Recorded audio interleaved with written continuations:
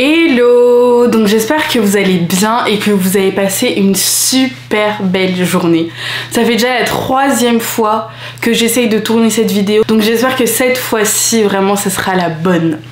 Aujourd'hui on va parler de l'entrepreneuriat au Cameroun parce que vous êtes nombreux et nombreuses à me poser des questions sur Instagram, sur Facebook, sur Snap, en gros sur tous mes différents réseaux sociaux, de savoir comment est-ce que j'ai commencé, d'où me viennent souvent mes idées, de mes activités, de comment est-ce que je m'organise. Donc dans cette vidéo je vais tout vous raconter.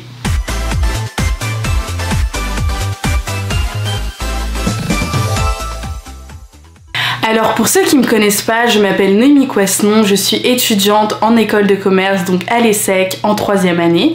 Je suis créatrice de contenu, donc signée dans une agence qui s'appelle O Agency, et je suis entrepreneur, donc je vais vous parler dans cette vidéo de toutes mes différentes activités.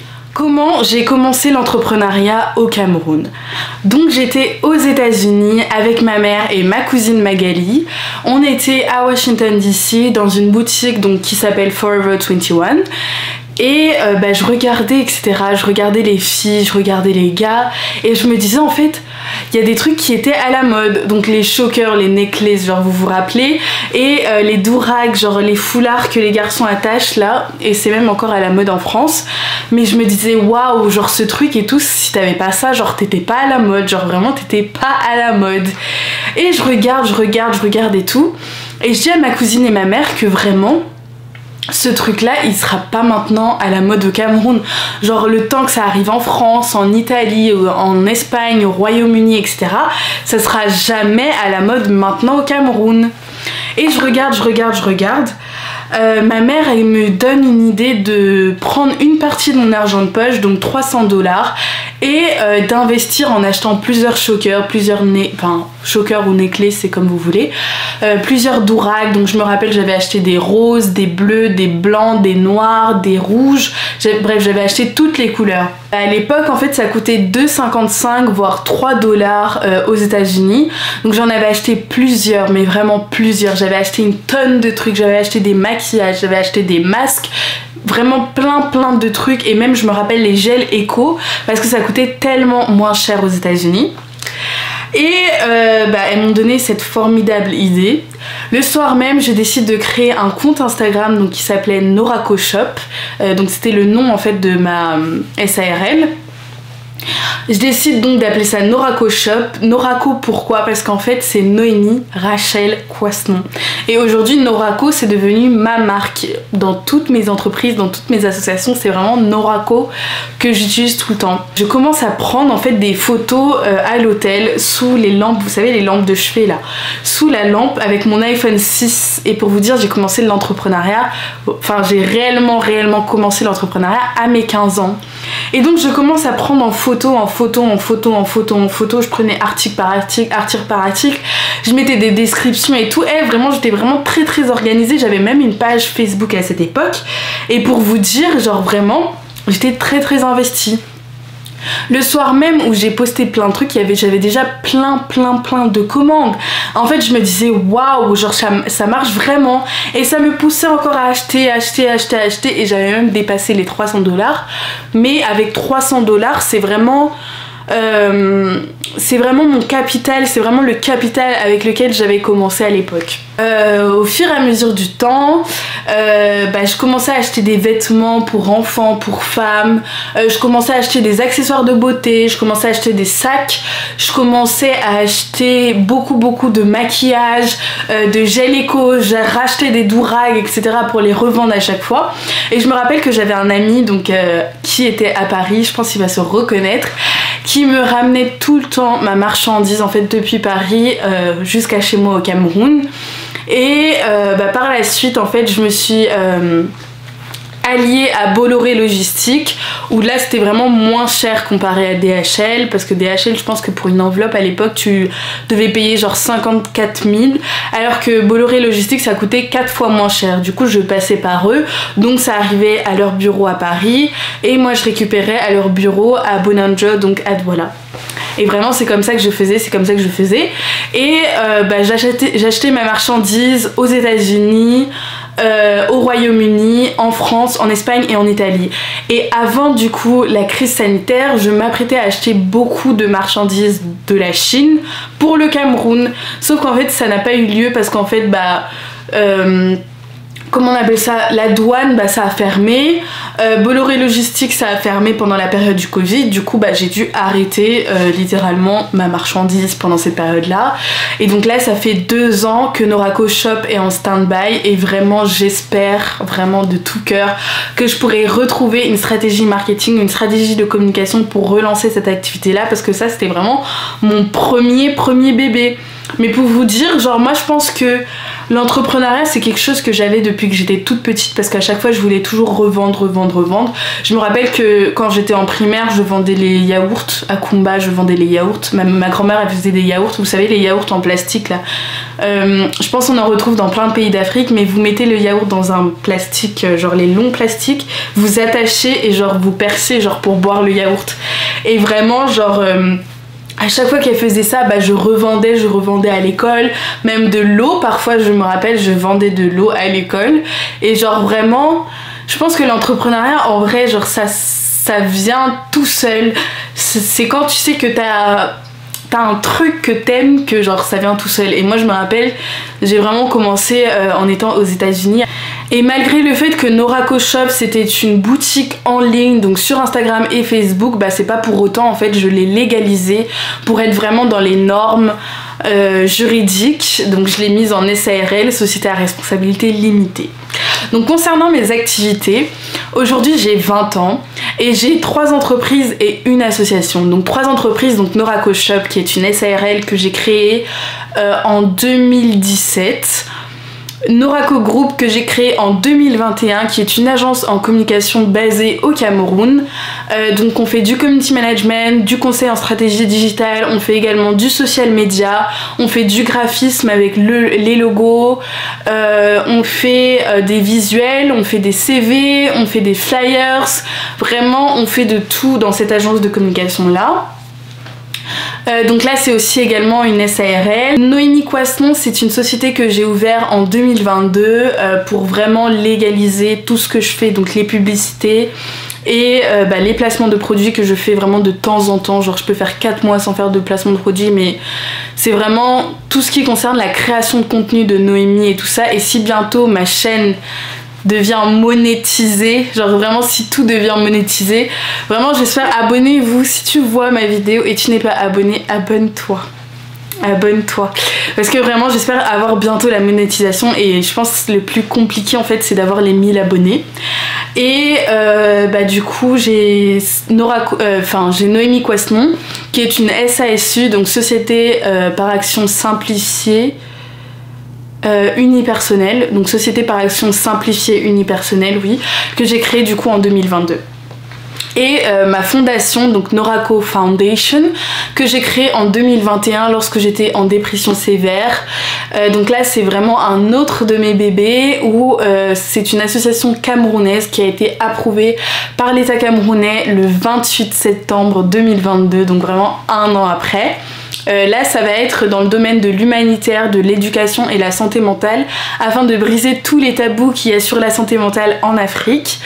Et j'espère que bientôt ça va devenir une grande association en Afrique, et que les tabous en fait sur la santé mentale seront brisés quoi. Donc voilà. Et ensuite concernant les démarches, je sais qu'il faut aller au CFCE, donc c'est le centre de formation et centre d'entreprise si je me trompe pas. Vous partez là-bas avec tous vos documents, donc votre statut juridique, votre activité, vos pièces d'identité je pense. Pour une SARL, la légalisation elle coûte 150 000 francs. Je me rappelle que moi c'était sorti au bout de 48 heures, donc tu ressors avec une feuille cartonnée jaune où il y a ton numéro d'immatriculation et il y a également le numéro d'affiliation donc à ton centre de formation. Et vraiment ça c'était vraiment les papiers que j'ai légalisés en moins de temps comparé à mon association qui a pris vraiment plus d'1 an. À chaque fois il fallait prouver par A plus B plus Y plus Z que c'était vraiment une association à but non lucratif, et en fait ce qui posait problème c'est que ça s'appelle Norako Foundation et c'est pas vraiment une fondation parce qu'en fait ça prenait encore plus de temps.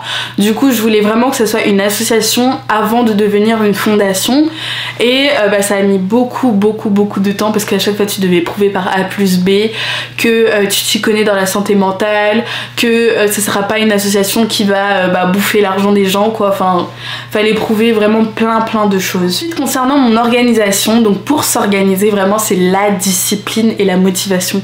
Je sais que tout le monde dit ça mais vraiment c'est vraiment réel.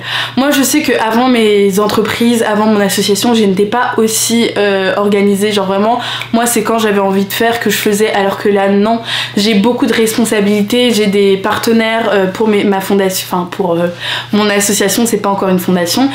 Pour Norako Foundation, je sais que j'ai des partenaires, j'ai des membres actifs, j'ai des bénévoles et j'ai des membres du bureau.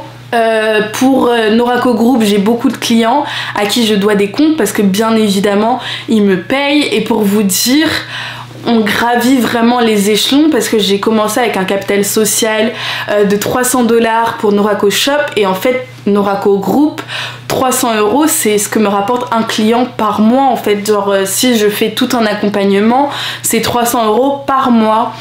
Mais c'est ça en fait, c'est vraiment la discipline, la motivation. Moi je sais que j'ai des agendas parce que sinon je m'en sors vraiment pas, je n'arrive pas avec l'agenda électronique. C'est vraiment des agendas papier où je dois vraiment barrer. Je sais que j'ai des post-it par exemple dans ma chambre où je mets la date et je mets ce que je dois faire. Aujourd'hui je dois faire ci, aujourd'hui je dois faire ça, nanana. Et j'écris vraiment partout, genre même si je dois mettre des post-it dans ma salle de bain, j'en mettrai genre pour me rappeler. Et c'est vraiment ça. Je sais que par exemple pour l'accompagnement des clients Norako Group, je dois les avoir presque tous les soirs, tous les jours au téléphone. Il faut qu'on se parle, il faut qu'on fasse un planning éditorial tous les mois où on va dire oui tel jour on poste ci, tel jour on poste ça, tel jour on poste ci, tel jour on poste ça, et on met tel hashtag, on met telle légende, etc. Ça sera comme ça sera sous forme de vidéo, ça sera sous forme de visuel, ça sera sous forme de photo, enfin je sais pas, faut vraiment tout écrire. Et ça c'est quelque chose que j'ai appris dans ma formation en création de contenu avec l'agence Neir, du coup, que c'était vraiment une des clés de vraiment s'organiser, et la motivation, être motivé pour ce que tu fais. Moi je sais que vraiment tout ce qui me motive c'est vraiment l'argent. C'est bizarre à dire mais c'est vraiment l'argent. Mais pour Norako Foundation, c'est me dire qu'en fait je vais aider des personnes, que les personnes en fait, je porte la voix de tout le monde, de toutes les personnes qui sont en dépression, de toutes les personnes anxieuses, de toutes les personnes pour qui quand ils parlent par exemple à leurs parents, à leurs cousines, à leur je ne sais pas, la santé mentale pour eux c'est pas quelque chose de fondamental, alors que si tu ne prends pas soin de ta santé mentale, en fait ta santé physique ça va être le désastre en fait. Donc c'est autant de choses. Là je vais vous citer plusieurs idées de business rentables au Cameroun, mais c'est pas des idées de business bien fixes, genre je sais qu'il y en a beaucoup d'autres et que c'est pas parce que ces business là sont les plus rentables que votre business ne sera pas rentable. Moi je sais que j'avais un prothésiste ongulaire qui a commencé en travaillant au marché, donc il travaillait au marché, après il a commencé à travailler dans des nail bars et maintenant aujourd'hui il a son propre truc à Bonapriso. Donc pour vous dire en fait, on commence toujours petit pour gravir les échelons, genre vraiment ça va prendre le temps qu'il faudra, mais il faut toujours avoir la motivation. Et aujourd'hui moi je me dis, sans le digital en fait on peut rien faire. Genre si vous vous mettez pas sur les réseaux sociaux pour parler de votre activité, si vous comptez être entrepreneur plus tard et que vous n'êtes pas sur les réseaux sociaux, à fond sur les réseaux sociaux, vos trucs ne marcheront pas, parce qu'il y a des business en fait. Tu peux pas me dire que tu fais de la coiffure, que tu fais de l'ongle, enfin je sais pas si on dit onglerie, mais si tu fais les ongles etc et tu n'es pas sur les réseaux sociaux, ça ne va jamais marcher. Si tu vends de la nourriture, ça ne va jamais marcher. Genre vraiment c'est à travers les pages Instagram, à travers les pages Facebook. Aujourd'hui quand tu me parles d'une entreprise, direct je vais aller voir si telle personne a une page Facebook, telle personne a une page Instagram, sinon pour moi c'est pas un business fiable en gros.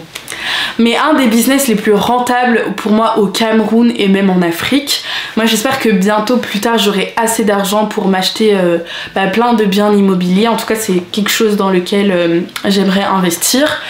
L'immobilier au Cameroun, ça représente 9% du PIB et il y a 27 millions d'habitants au Cameroun, donc pour vous dire que tout le monde en fait va forcément se loger. Il y a des personnes qui vont forcément acheter, il y a des personnes qui vont chercher des terrains, il y a des personnes qui vont chercher à louer en fait des logements. Et pour moi ça c'est un des business les plus rentables, que tu sois en Chine, que tu sois au Japon, que tu sois nanana. Pour moi l'immobilier c'est vraiment une valeur très très sûre. Mais après moi je ne suis pas gestionnaire immobilière pour savoir si c'est très très sûr ou pas, mais moi je me dis que si tu as un immeuble dans un bon quartier à Douala ou à Yaoundé et que tu vends à des prix assez raisonnables ou tu as une clientèle assez luxe, etc., tu vas réussir en fait à louer tes trucs, tu vas réussir à louer tes appartements. Si tu as des appartements non meublés, etc., il y a toujours des gens qui chercheront en fait à se loger quoi. Donc moi je me dis que c'est un des business les plus rentables. Ensuite un autre des business les plus rentables, et je pense si ce n'est le plus rentable au Cameroun, c'est l'agriculture. Donc l'agriculture ça représente 14% du PIB et 70% de la population active camerounaise travaille dans tout ce qui concerne l'agriculture. Et un des pays qui prône vraiment dans l'agriculture, c'est l'Afrique du Sud, si je me trompe pas, et l'Éthiopie également. Mais au Cameroun, les terres sont très très fertiles, c'est pour ça qu'on appelle l'Afrique en miniature, parce que vraiment au Cameroun, tu retrouves de tout. Tu retrouves de l'or, tu retrouves de la banane, tu retrouves du manioc, tu retrouves du coton, tu retrouves, je sais pas moi, tu retrouves plein de choses. Tu retrouves du riz, tu retrouves du thé, tu retrouves du cacao, plein de trucs. Mais vraiment même le café, je pense que tu le retrouves, l'huile de palme. Il y a tellement de trucs, et moi ça c'est un domaine, genre vraiment... J'aimerais apprendre également, si plus tard j'aimerais investir dans l'agriculture, genre me montrer où est-ce que je dois investir, genre est-ce que je dois aller faire mes plantations dans le sud, est-ce que je dois aller faire mes plantations au nord-ouest, au sud-ouest, même si en ce moment c'est très délicat, mais me montrer en fait genre comment... être une bosse en fait dans l'agriculture. Et aujourd'hui mes tontons par exemple, mes tontons les plus âgés, durant leur retraite, eux en fait ils vont avoir des plantations, ils vont avoir plein de champs en fait où ils vont cultiver. Il y a des personnes, moi je sais que j'avais un prof qui avait des plantations je ne sais plus où au Cameroun, mais lui il avait des jus, genre des jus de goyave, des jus d'ananas, des jus de gingembre, etc. Et genre je pense que ça peut être quelque chose de très rentable, genre si t'as des bananes, tu les revends à différents supermarchés et tout, et ça peut être très rentable. Ensuite une autre activité que vraiment je me dis waouh, genre j'ai l'impression quand je rencontre quelqu'un, que ça soit au Cameroun ou quand j'ai rencontré des personnes au Sénégal, à chaque fois il y aura des personnes qui vont me dire ouais j'ai une société de location et de vente de voitures. Genre vraiment je ne sais pas le nombre de messieurs qui m'ont dit ouais j'ai une société de location de voitures, j'ai une société de vente de voitures et tout. Genre j'ai l'impression tous les hommes au Cameroun font ça, genre vraiment j'ai l'impression que tout le monde fait ça. Et je sais pas combien de voitures ils ont dans leurs différentes sociétés, mais je me dis waouh, genre quand tu as une société de location ou de vente de voitures, je pense que tu dois avoir un minimum de voitures, parce que t'imagines si t'as une société comme Hitch, je pense que c'est pour ça que Hitch n'a pas marché au Cameroun, si t'as un certain nombre de consommateurs et t'as 10 voitures, en fait ça va pas marcher. Yango c'est pareil, parfois ça marche pas très bien au Cameroun parce que en fait ils ont pas assez de voitures, donc ça veut dire ils vont essayer de sous-traiter avec d'autres personnes qui ont des sociétés de location et de vente de voitures pour que ça devienne des taxis qui aillent chercher leurs différents consommateurs, leurs différents clients à différents points dans la ville de Douala. Mais je me dis que ça peut être un business très très rentable. Je sais qu'il y a des personnes qui ont des sociétés de location et de vente de voitures mais qui font également des GPS. Ils vendent des GPS par exemple à des particuliers. Moi je sais que ma mère elle avait acheté un GPS etc. Donc sur toutes les voitures il y a une puce où on peut retrouver nos différentes voitures, savoir que telle voiture est ici, telle voiture est là-bas, non, au cas où on te vole ta voiture. Et ça c'est vraiment des trucs, mais je sais pas comment ça s'appelle, mais vous savez genre il y a parfois des personnes qui installent dans les voitures genre des trucs, je sais pas comment ça s'appelle, mais quand tu recules en gros ça fait un bruit, mais vraiment ouh t'as peur, ça fait un bruit genre... j'ai oublié comment on appelle ça, mais je sais pas ce qui place sur la voiture, mais qui fait en sorte que lorsqu'il y a un obstacle derrière ta voiture, ça fait des pipi.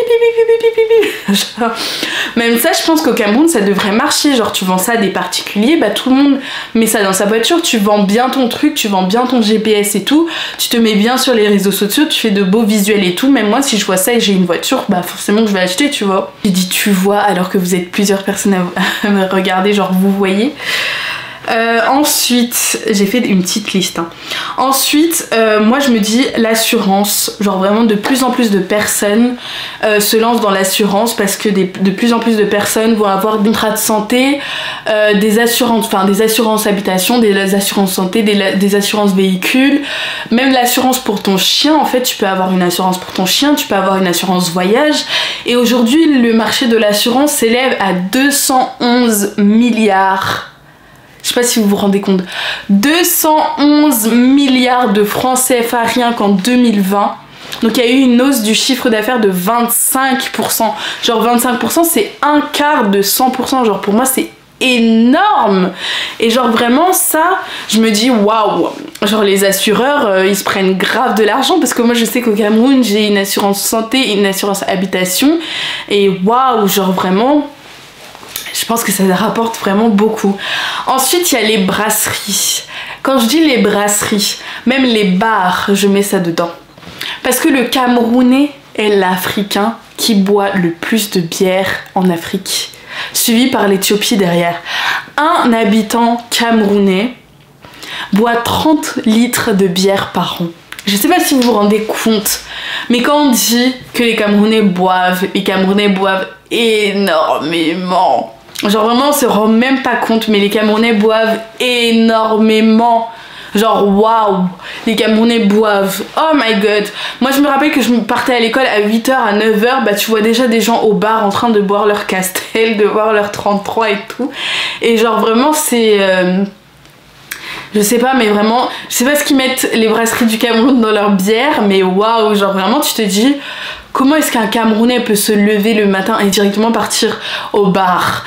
Et en plus de ça, moi je me rappelle que j'avais un projet en terminale et les brasseries du Cameroun c'était la première grosse entreprise, donc la première entreprise qui réalisait le plus gros chiffre d'affaires au Cameroun en 2020. Là je pense qu'ils doivent être encore dans le top 5 mais pas forcément premier. Mais ça c'était vraiment waouh, genre vraiment une des entreprises qui gagne énormément. Et quand tu vas chercher, je pense que leur produit phare, bah ça doit être une bière en fait. Genre dans les bières, il y a un des produits phares qui doit être tellement vendu. Ensuite, il y a l'événementiel. Pour moi, tout ce qui est événementiel au Cameroun, ça rapporte beaucoup d'argent parce qu'il y a beaucoup de personnes qui partent en boîte. Moi, je sais que par mois, à partir de ma 3e, j'allais déjà en boîte.